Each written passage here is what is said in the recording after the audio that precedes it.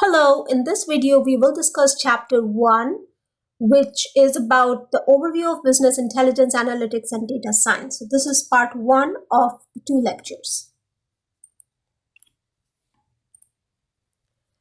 Sports analytics is the art and science of gathering data about athletes and teams to create insights that improve sports decision making. These decisions could include which players to recruit, how much to pay them, how to train them, maintaining their health, etc. Business decisions for teams such as ticket pricing, roster decisions, analysis of each competitor's strengths and weakness, etc.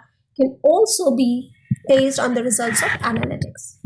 It is an important area because sports is a big business, generating a very high revenue each year plus an additional billions of dollars in legal and illegal gambling.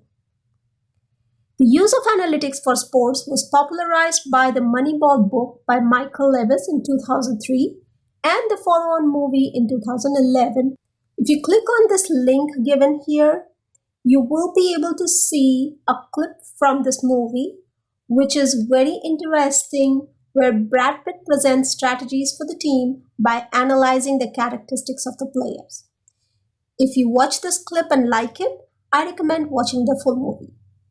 Now, analytics are being used in all parts of sports, the front office as well as the back office.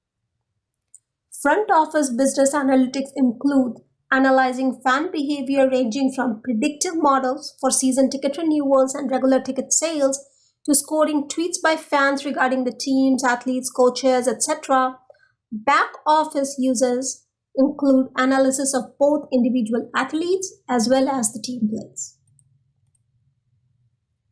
Our textbook has many examples showing the use of analytics in sports. Let's look at the first one. In this example, a business analyst for a major team is focusing on revenue and uses simple statistics on fan behavior, such as overall attendance and answers to survey questions about likelihood to purchase again. The survey includes the ticket seat location or the tiers for the fans and asks about their likelihood of renewing their season tickets.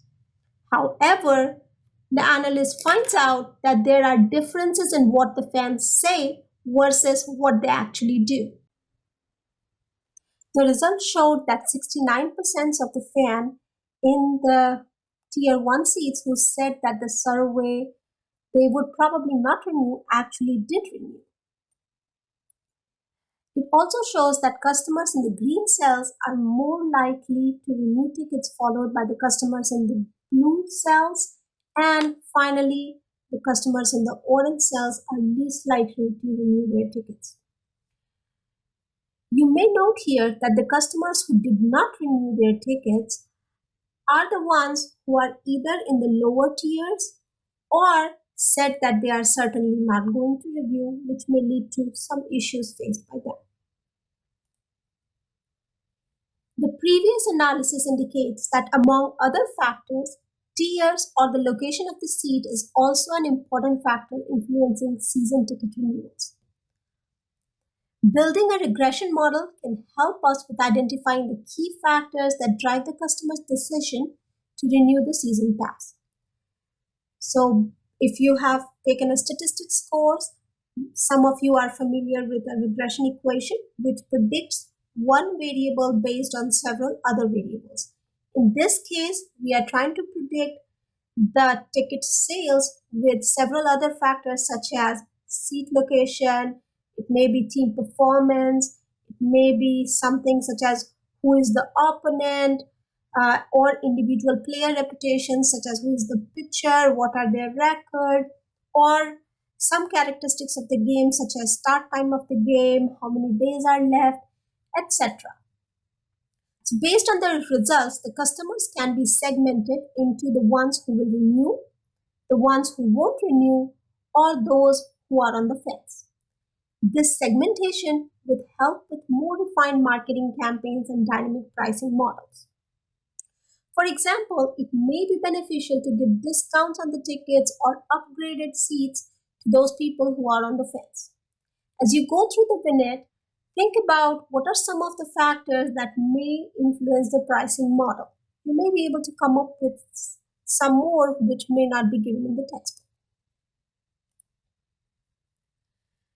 Here's the next example in your textbook. This is an example from the perspective of the coach for a major college football team. For him, it's all about winning the game.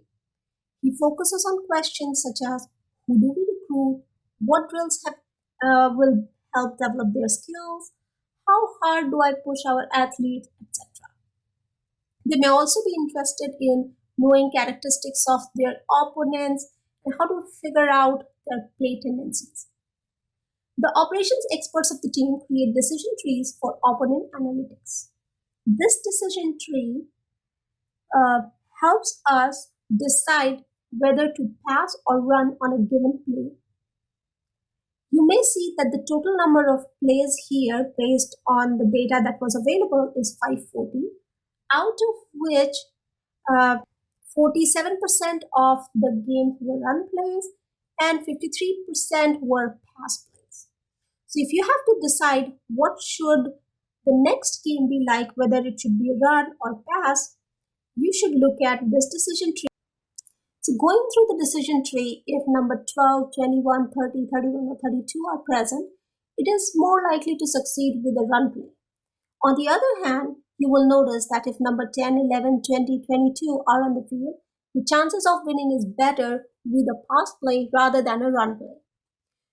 You can go down the decision tree to see that if it is first or second down, the likelihood to succeed with pass play is much higher than the likelihood to succeed with a run play. This will help to predict whether the next play will be a run play or pass play. In the same example, we see a heat map of each opponent's passing offense, illustrating their tendencies to throw left or right and into which defensive coverage zones are they throwing. Looking at these configurations, a coach can get an idea of what their success rate would be for passing plays.